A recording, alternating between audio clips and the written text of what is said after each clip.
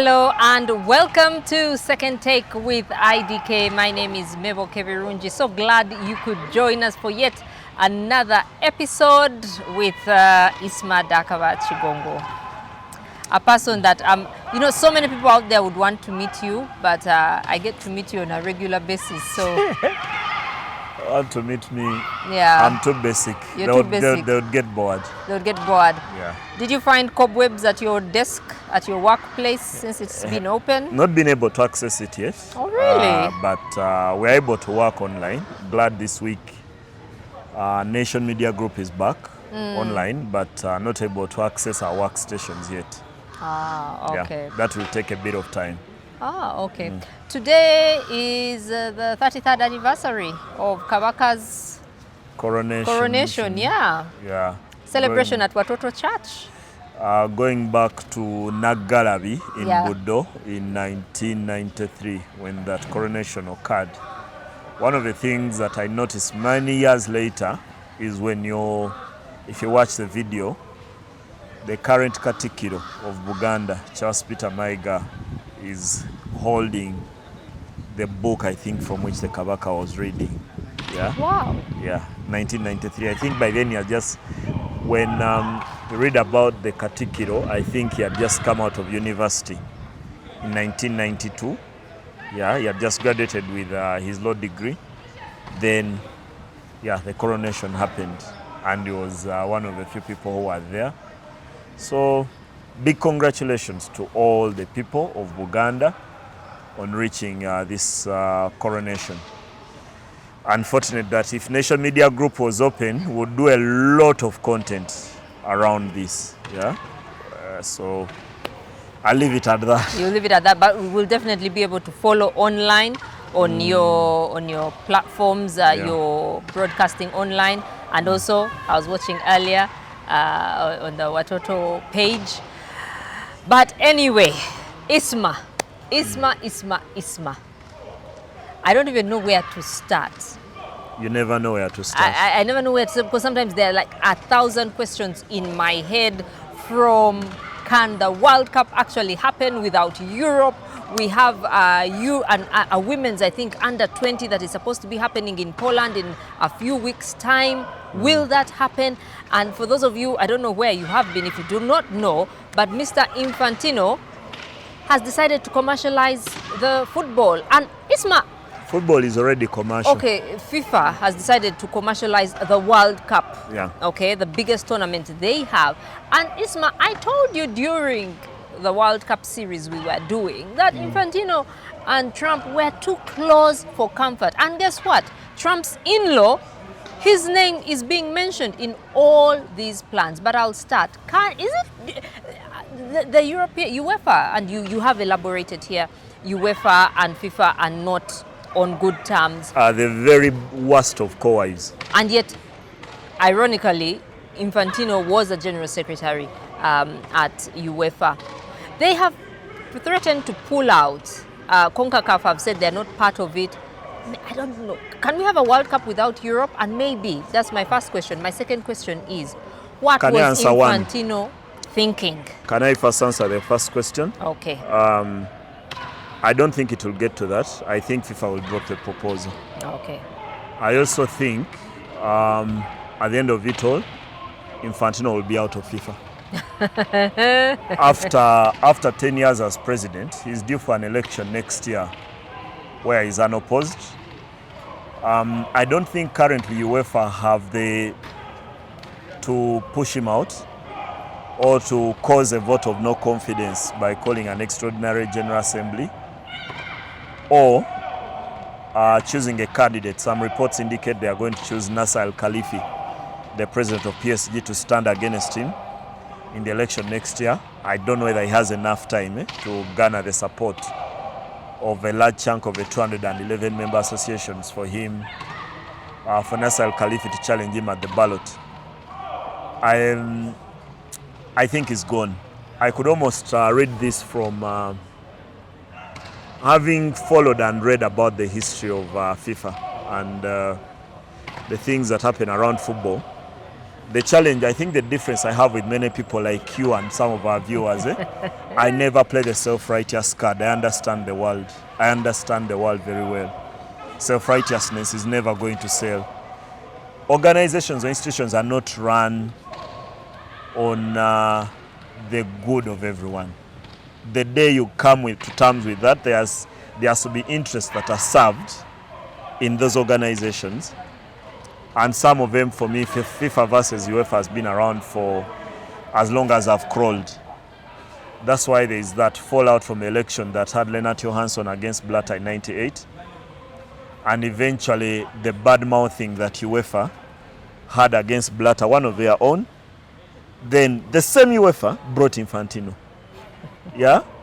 And actually, I can sit here and bet, one, Infantino is gone. I think he won't survive this storm.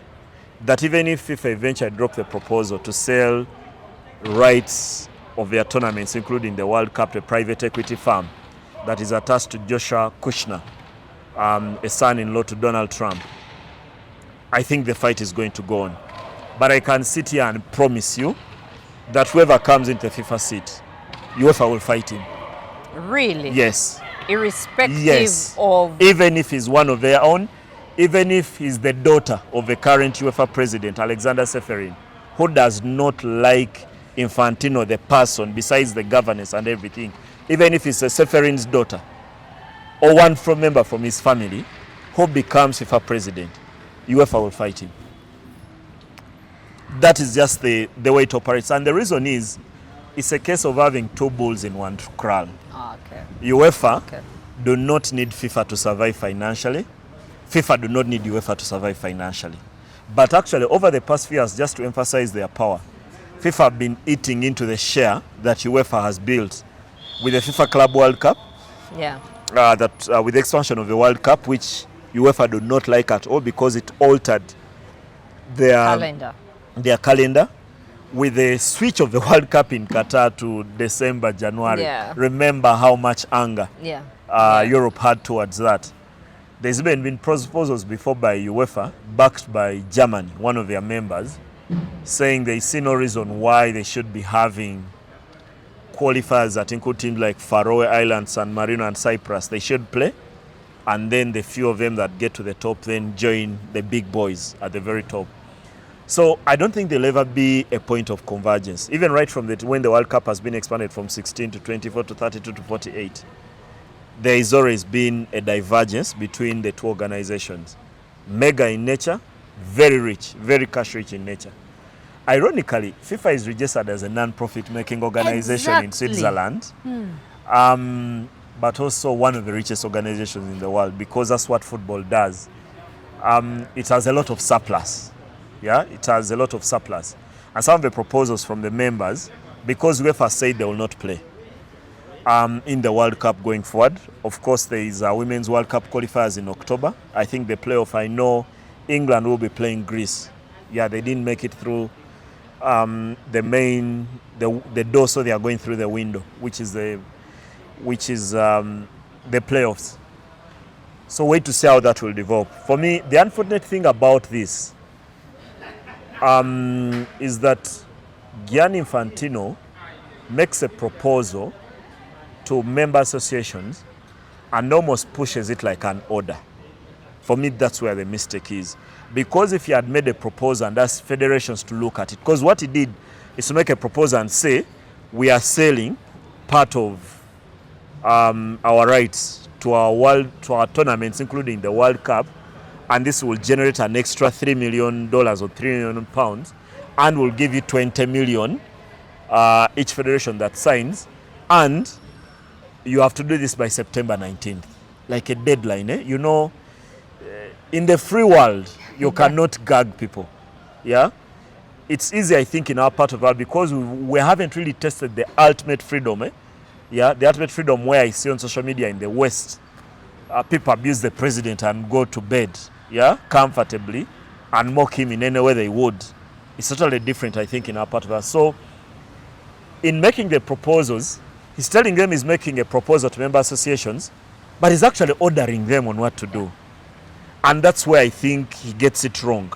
That's where all federations are saying, There are processes, there is a governance structure, there is transparency, there is accountability, and all these have not been followed. They did release a statement today, FIFA. if I can read it, FIFA. They In response to you, Yes, FIFA acknowledges and respects feedback and the concern aired in public. FIFA reaffirms its commitment to an open and democratic consultation. There was erroneous reporting in the media, Yes, which there has was. disrupted the planned consultation Let me first process. give you one. When they say there was erroneous reporting in the media, the first BBC story that came out, and I was arguing with it on a forum where we share a lot of conversation with Ivan Ojakol, a lawyer, Mark Sally, Corporate Affairs, National Council, people who are around journalism, and BBC actually reported the first story was FIFA are selling part of FIFA. The first story stated FIFA that they are selling part of football, yet they are selling tournaments. FIFA owned tournaments, at the World Cup is included. Yes. And it's an easy argument to make that FIFA is nothing without the World Cup, it's their main product. Yeah. But doesn't mean that if I sell you Colgate, I've sold you Unilever.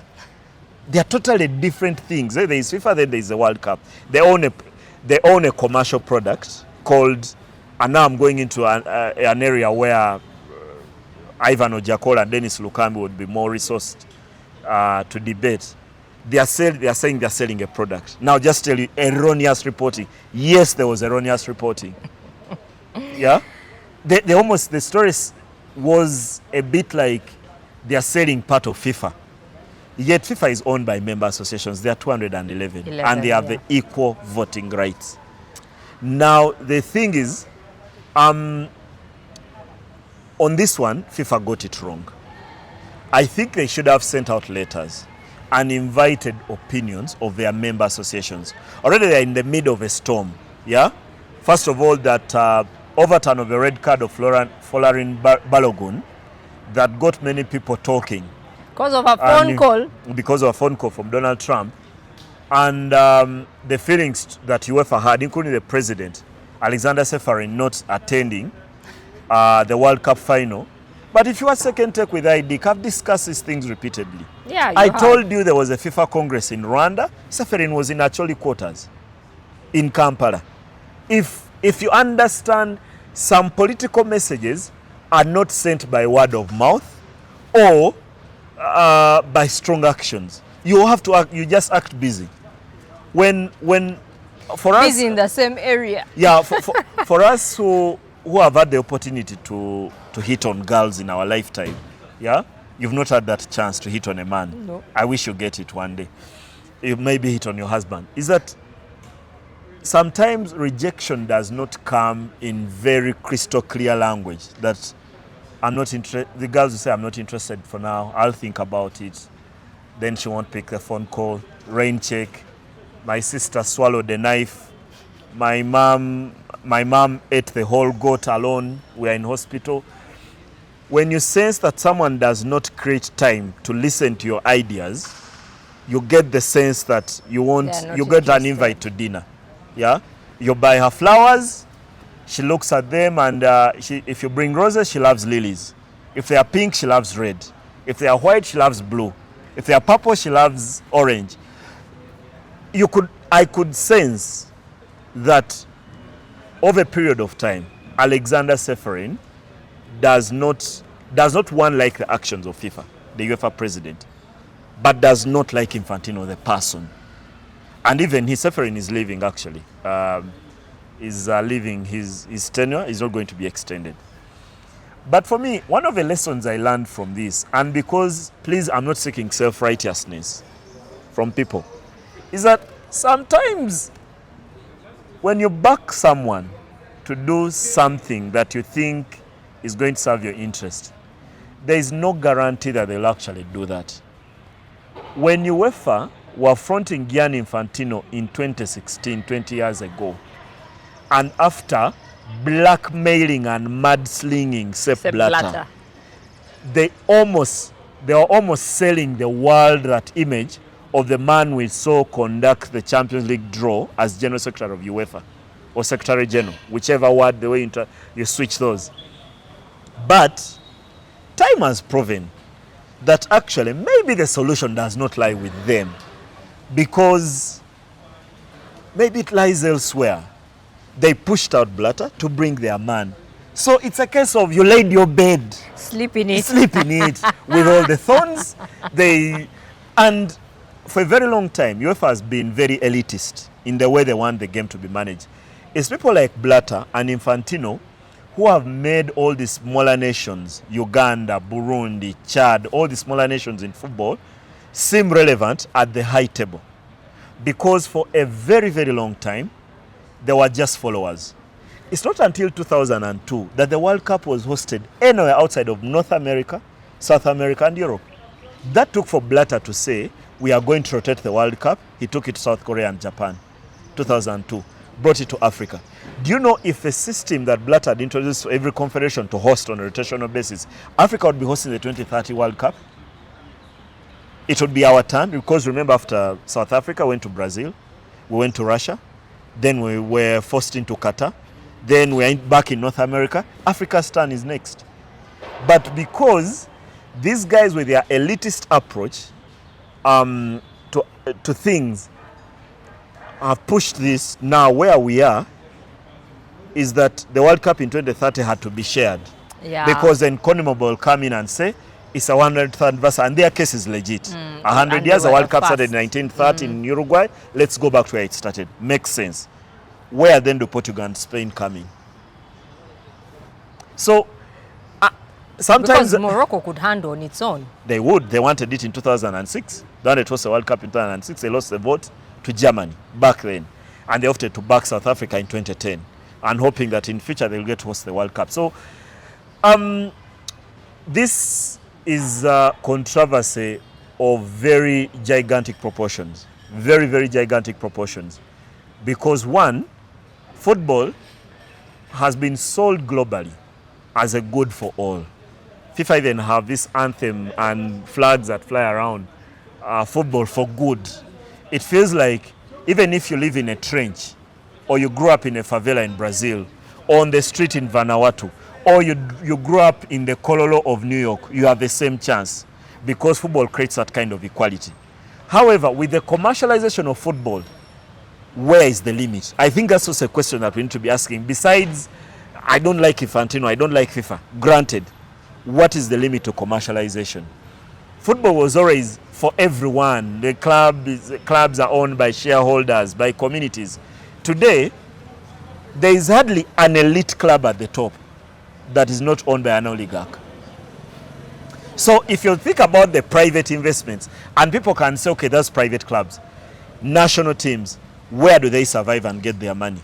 The interest of a company like VW in the German national team cannot be understated. Yeah? So what is the limit to commercialization? Are we going to now draw a line and say commercialization of football should stop with the clubs because national teams are for the interest of all? Is that even viable? They still get the money. Where is the limit? Federations want more money. Yeah. The so-called non-profit making organization in FIFA want to generate more money to give its members. To its members, yeah. Okay, also for their own good, because these deals do not come, they are not doing charity. Eh? They are also very, very rich. Working at FIFA makes you very rich in every sense of the word. What is the limit? What won't football sell? What won't football prostitute for it to have more than it does now? I don't know. And for me, the end line, I think Infantino is gone. He's gone. This war will not stop, even after FIFA dropped the proposal, which I think they inevitably will, because of a reaction from UEFA. CONCACAF saying the process was not followed, but they're not saying they're pulling out of the World Cup. They're saying they question the process, and they also say they are not consulted. AFC will fall, I think, in the same line. CAF will be the last. They've called their meeting in the week ahead. Yeah, but CAF, I can just quote the president of the Football Federation in Malawi, crediting the money Infantino and FIFA have given them that helped them go to Morocco for WAFCON and without trouble. He mentioned, I think they needed about $100,000 to travel with the girls. That does not pay Hurricane's hand, and he doesn't use it to score. Yeah.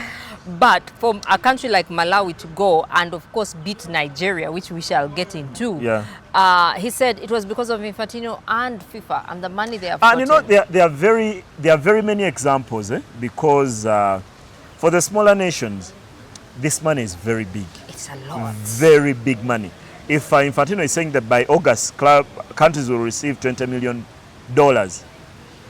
can you imagine what kind of difference it makes in countries like Uganda, like Malawi, like Burundi, Rwanda, Chad, all these smaller nations, Mauritania, Comoros? It's a totally different ball game. So African teams could easily buy into this. But where we're in a crisis where it's a bit of a coalition of the willing. There is no middle ground. You cannot say you back it or you cannot say we are debating it. What you by UEFA throwing the gauntlet down, they are telling the world that you cannot even listen. Yeah? Do not even listen to what Infantino is saying or FIFA is saying. You have to say it is wrong. And that's exactly what I think eventually our federation are going to be forced to do. I can imagine I sitting and thinking, okay, 20 million pounds up front, which would rise up to 40 million pounds in a 4-year cycle, or the further $40 million. Then I was thinking, okay, if I was an FA president, do you know how much that would do? I'm not even talking about my ability to buy the next Rolls Royce, because that's something I would admire. I would want to have one. But I was just imagining, you set up a stadium with all these training facilities and a hotel facility better than FIFA Hotel in Chisasi on very expansive land, maybe on 5 square miles. Yeah? You know what that money can do for an African federation? No, it's and only FIFA have been able to do that. I'm not even thinking that UEFA have to do it. No, they don't. But we are coming from, I think, CAF and FIFA and then UEFA are coming from totally different places. Yeah, definitely. UEFA do not need FIFA to survive. I've said that repeatedly. Because they're able to generate money from the Euros. Now the Nations League has grown. And then the Champions League and the Europa League and their leagues, especially the top 5 leagues, are making a considerable sum from television, from advertising. England, Germany, France, Spain and Italy. They are making considerable amounts of money from ticketing, from advertising, from sponsorship, from television, from all kinds of things. So they are very profitable. And that can sustain UEFA. But then there are also the smaller nations of the 55 at the bottom of the pyramid, that if you gave them a week of Mbappe's salary, or Hurricane's salary, or Bruno Fernandes' salary, they are able to run many events, many things around what they plan.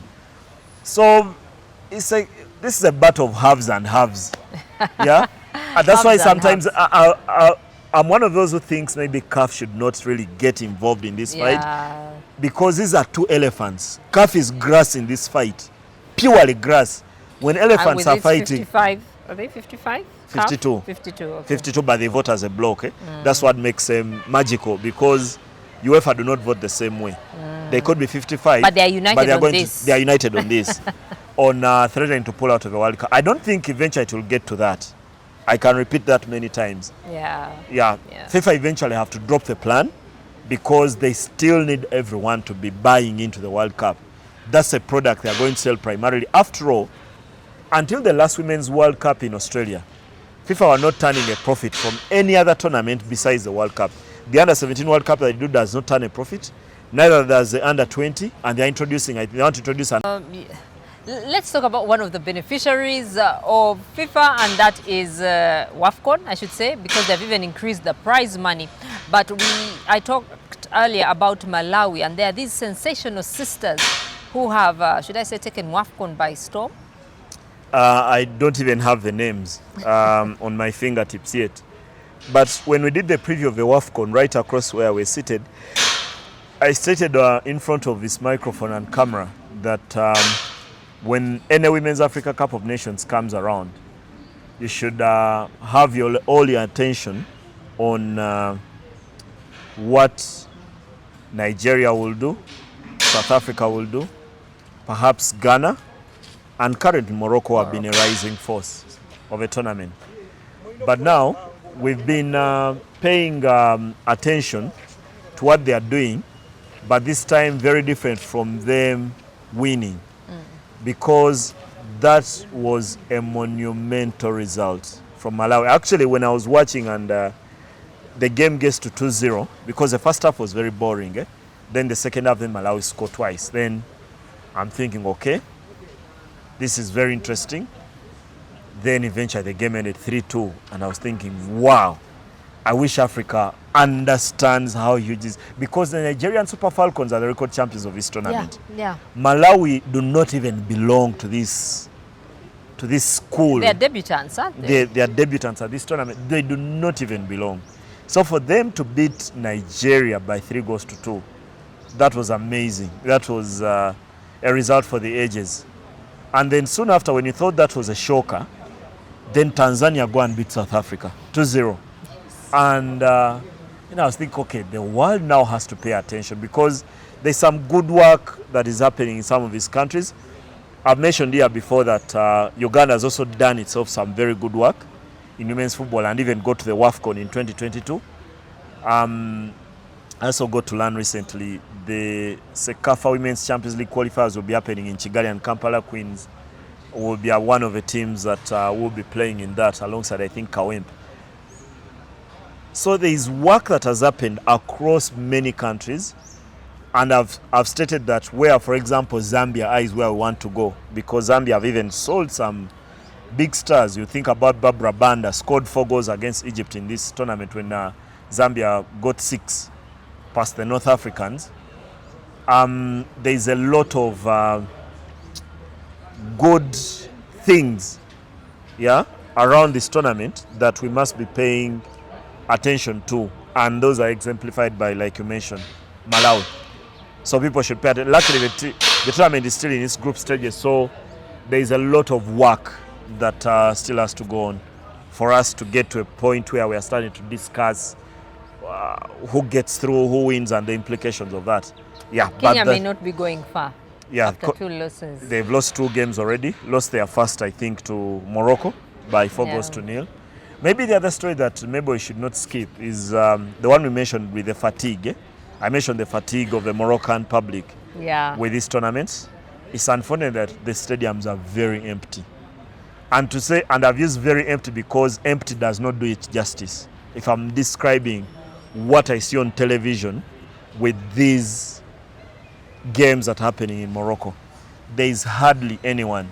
You can't even see the cleaners. Perhaps they come on after the game or before the game, but it's a very, very sorry sight. It's a very, very, very sorry sight. And the tickets are not that pricey. They are not very pricey, but I think the Moroccan public is fatigued. And I would compare that, for example, with the Euros, the women's Euros, which I watched. I think they were played in Norway, Switzerland, the last edition. And okay, I did not catch the early stages of the tournament, but I caught the later ones. And the stadiums are almost full. So there's a challenge, but perhaps that comes down to a bit of the infrastructure and the politics of Europe. You don't need a visa. There's a Euro train at your doorstep. I've seen guys who are in Glasgow, they've been sharing ticket prices on a flight for 80,000 Uganda shillings. Get okulinye nyonyi nga mitwalo munana, as low as 120,000. So it's much cheaper there, but because they've done other things that support the football besides the football itself. And it's a sorry sight. But I've been watching the games. At least I watched netball, and I think I watched the gymnastics. The arenas in the Commonwealth Games currently in Scotland, Glasgow, didn't seem full as well. Yeah, they didn't. Yeah, the gymnastics, I think, more popular at the Olympics. Yeah. There aren't enough countries in the Commonwealth who do the gymnastics, not enough. Okay, but still, even netball, it wasn't full. Yeah, that too. There are very few countries that play netball. I think they are. But what about the locals? Commonwealth is 12 and 16. The Scots. Are they interested? No, but also multi-sport events are very difficult. Scotland is not a very big country, in terms of population. And then if you have to be at the swimming, at the gymnasium, these are happening in different areas. Yeah, but you could have people from Wales come in. You've just talked about Eurostar or the... Are they really interested in watching Uganda versus Zimbabwe? That is also a bit of a challenge. It's easier to sell if it's something they are interested in. So it's been a very, very sorry sight. Yeah. That too also, And when you compare that with the bad publicity about the World Cup, just last month, when we were all talking about the cost of getting into stadiums, the visa restrictions in the USA, but then eventually there were people in the stadiums, very many people in the stadiums. Yeah. Speaking about the Commonwealth, let's talk about Idi Amin's grandson, who was disqualified and goes on to say, I don't know if it is racism or something, he felt it.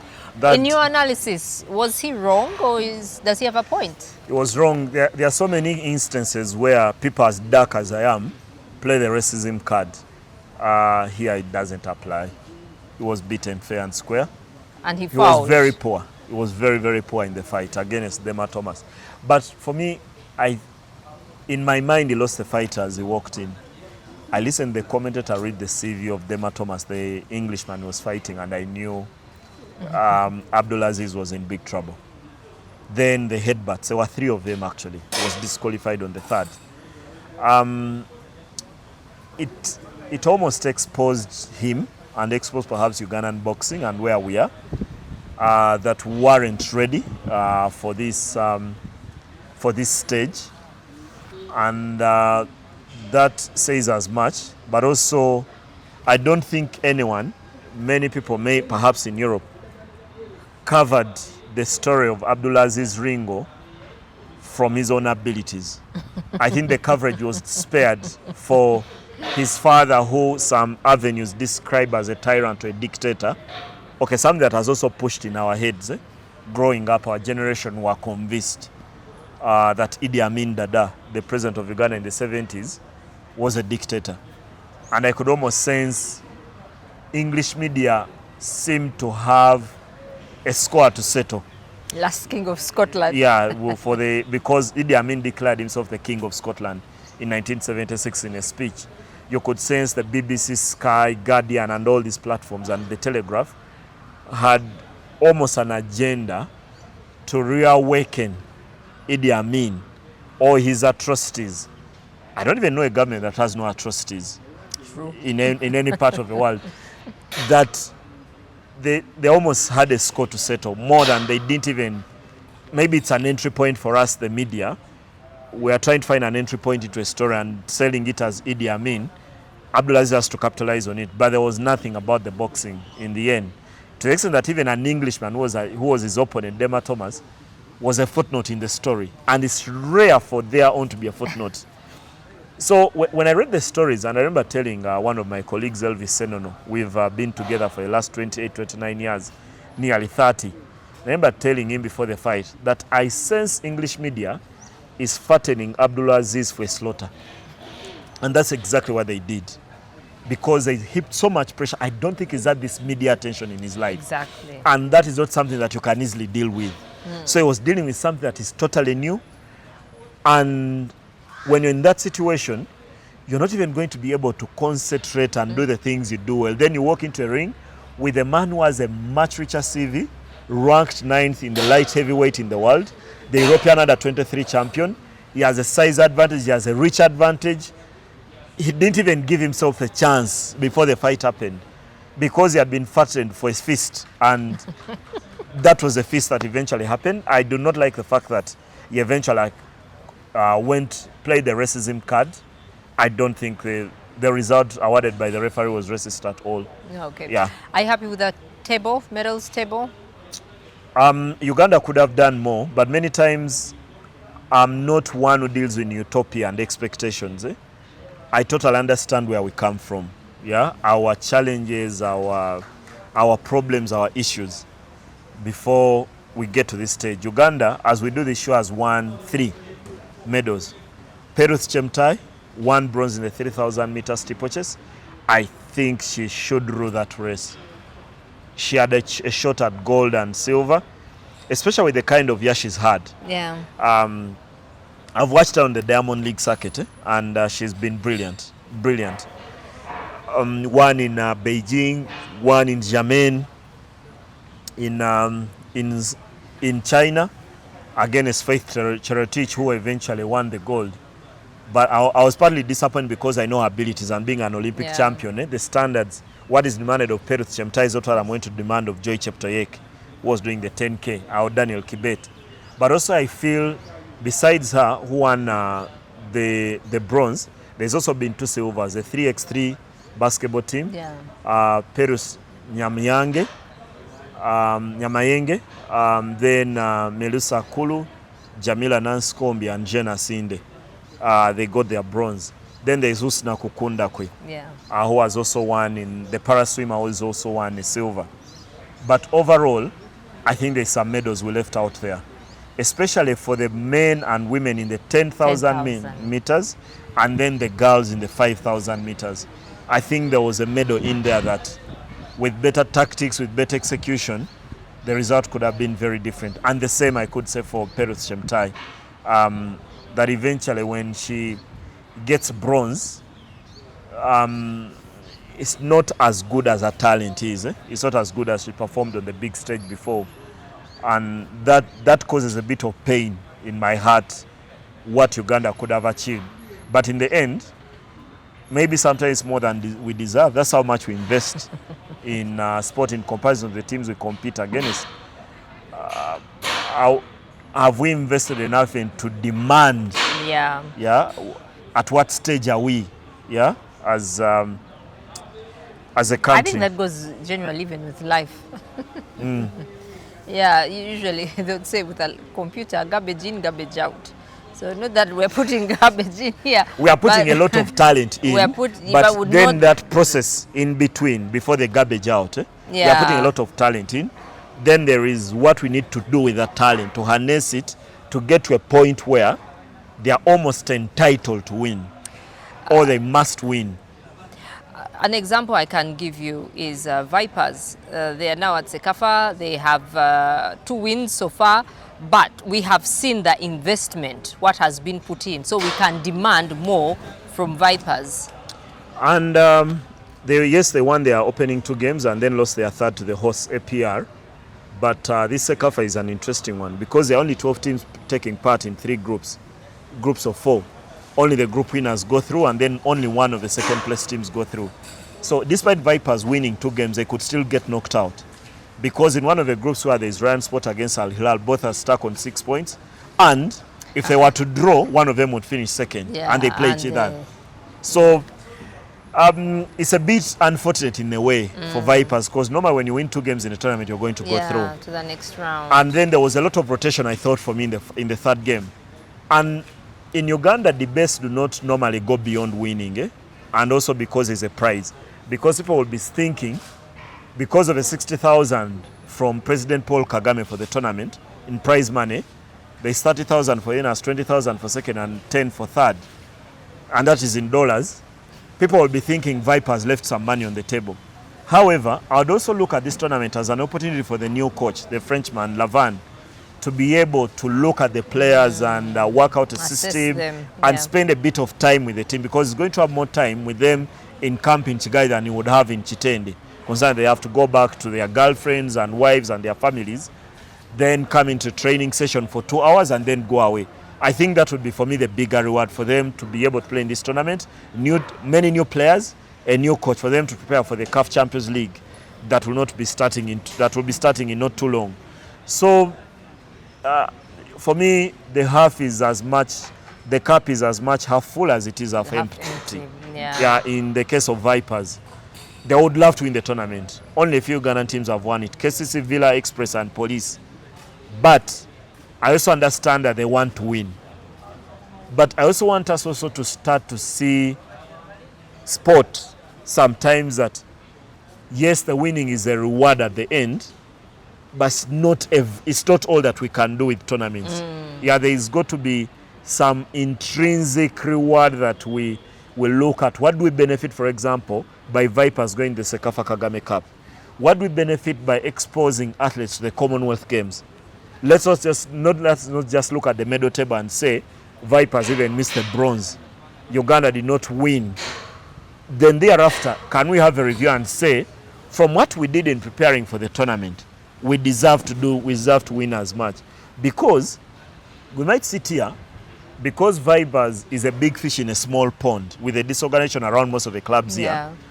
Their investment makes them appear way bigger than all the other clubs. Indeed. However, when they walk into that arena, APR, Ryan Sport, Al Hilal, Simba, and many other clubs are investing as much or even more than Vipers. So then they reach there and they have no right to say they must win. So sometimes I want to detach myself from the desire for just winning and look at, okay, the process. Because winning is just an end result of a process. Have we had a process that gets us there? What about, we can't do the process right, and sport, that's why people say, they say sport also requires luck. What if all the other teams have also done the process right? Yeah, there is a bit of luck. Let's talk about rugby. From Jinja, we're now back to Kampala. Yeah, it's a 7-round national rugby 7 series. The last weekend was in Jinja at the Rockyard Sports Club. It's a new place in Jinja, run by gentlemen that I know. So over the weekend, they had the first round of the 7 that are going to be played, which was called the Stone City Sevens, and was won by the Walukwa Barbarians. They beat the Toyota Buffaloes in the final. The Buffaloes had accounted for the Stanbic Bank Pirates, who have been the talk, especially in the 15s. They haven't performed that well in the 7s. They haven't won as much as maybe they think they should. So the Walukwa Barbarians, who are also, I think, the defending champions from last year, arrive at Legends, because this weekend, not Legends, at Kings Park Arena in Boyogerere, Pirates are going to be the hosts of the second leg, which is the Isaac Rujumba Sevens. So hopefully there are very, very big crowds for that. The event in Jinja was a night event, floodlights. This isn't, Kings Park Arena does not have the prerequisite floodlights to have a tournament at night. Yeah, but it should be very interesting with the way teams go out in a fight to beat Walukwa Barbarians and Toyota Buffaloes, who looked above the rest in Jinja. But 7s, I always describe 7s as fast food, because the main course is 15s. The same way with the cricket, the T20 cricket is fast food. Then you need the entire Luombo. So because it's fast food, it can change very quickly.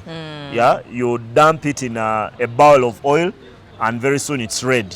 And you throw in a bit of flour.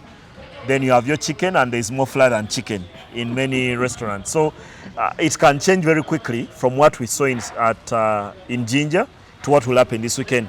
Actually, don't be fooled to think that Walukwa and Buffaloes will be the best teams at Kings Park Arena because they were the best teams in Jinja. It changes very, very quickly. Okay. We had talked about back to football now and the new coaches we have seen. But let me start with Eddie Howe leaving Newcastle, I believe, after 5 years. And Newcastle have let go a number of players. First of all, it was mutual. I believe it was mutual. I read the story, the inside story about him leaving. And it's very, very interesting. And I have to blame Newcastle for this. After Newcastle lost the game on the final day of the season against Fulham, Eddie Howe went to the Newcastle management, led by the CEO, and told them he does not feel he has the energy anymore and may not be the right man to lead the club forward. Okay. And the club told him to go and think about it over his summer holiday, and come back and tell them. 3 weeks ago, when he returned from pre-season, he told the club the same thing, that he does not feel he has the energy and he thinks he needs to step away from the game. The club insisted, pre-season starts. Then they start selling the forks, the spoons, the saucepans, and they are almost selling the doormat. With Sandro Tonali and now Bruno Guimaraes, who is set to join Arsenal. Then they have to make a decision because he's told them he does not have the energy anymore. Why do you even have to push him thereafter? Then he walks away 3 weeks to the start of the Premier League season. So they've almost created this problem. It's almost self-inflicted. I think he's done as much as he could. Brought them a title after 50 plus years when they won the Carabao Cup beating Liverpool. He took them to the Champions League after having been away since Sir Bobby Robson. So there's so many good things that he has done, but I don't think he was sensing that the club was moving in the right direction, that was in the ascendancy, so he has to step away. So, but from when I read the inside story, I was like, Nyokase bonerere, babone bone. Yeah, for me that is the underlying thing that I felt about them. Okay. Now, let's another interesting story is Mancini going to Italy. There had been rumors that it would be Pep Guardiola, but Mancini, I should have remembered this, but I couldn't. He had actually walked away in 2023. He left them. 2 weeks later, he joined a Saudi Arabia team, and they wanted him back. I don't know if it was because I'd seen Pep Guardiola, his salary scale, but they were willing to break the bank or something. But is he the right man for the job? Italian football problems cannot be solved by a person. And I cannot even sit here and say Roberto Mancini is the right man. He's asked for the job previous. When they failed to qualify for the World Cup under Gennaro Gattuso, he actually approached the Italian Football Federation and told them he could actually take the job and do better and lift the team, and they ignored him. But he walked away. After their troubles, yes, he had walked away. I'm talking about now, when they failed to qualify for the World Cup now. That wasn't his reign, that was Gennaro Gattuso was coaching. Now, in this phase when they've been very disorganized, they first approached actually Carlo Ancelotti, is the one they wanted. Then they moved to Pep Guardiola. Ancelotti hasn't yet left Brazil, has he? No, he hasn't. No, he's not going to leave. He's not going to leave. He's actually planning for their next games in September. And there's been a communication. There is a group of players that is not going to summon again. Danilo, Neymar, who is retired, and a few others.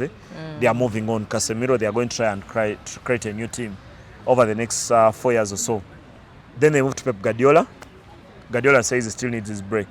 Then they moved to one of their greats, Andrea Pirlo, who was being hired by a teammate because Paolo Maldini had been the director of football at the Italian Football Federation. Then there is these self-righteous members of parliament in Italy who go to parliament and accuse Andrea Pirlo of dealing with a Russian betting company. And Andrea Pirlo, though disappointed, he says he's walking away from the job. Then the person who hired him, Paolo Maldini, also says he's walking away. So they both resign in an instant. So the Italian FA have to find a way. So they hire a coach in Mancini and then hire a sporting director in Claudio Ranieri to work together. But for me, the problems of Italian football are more structural than just the national team. Italy is not producing the players currently. They do not have quality coming through. It's a case of should I have chicken or liver? Theirs are there beans on the table. Yeah, it's not a case of where you can choose what you want to have for lunch or dinner. It's just about having a meal. So they need to create a system that brings up many of those players.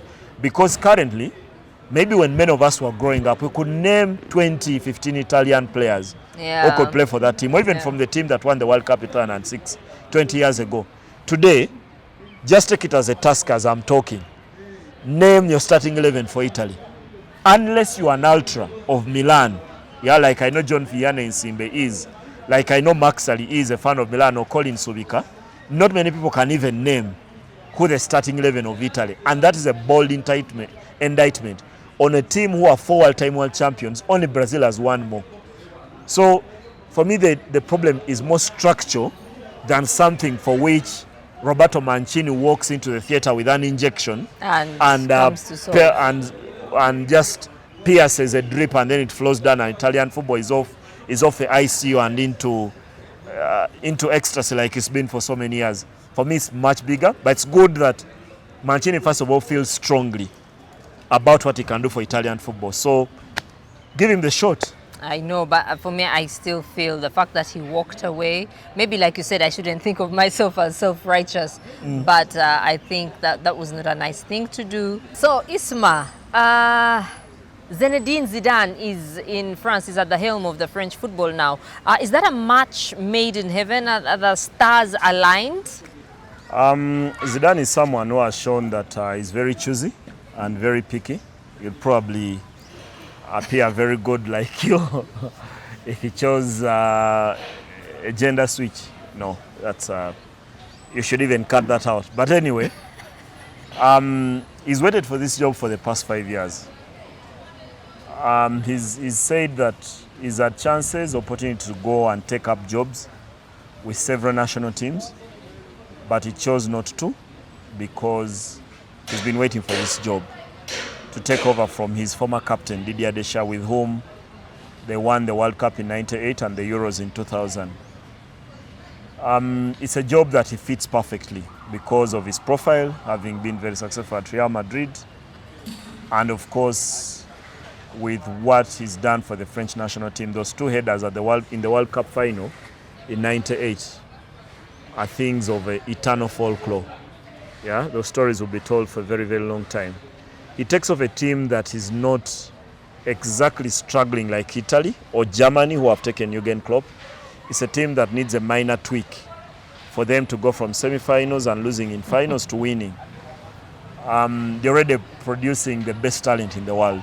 When you think about Mbappe, Dembele, Olise, Ryan Cherki, and all these other brilliant players around the French national team, William Saliba, France needs to win either the Euros or the World Cup.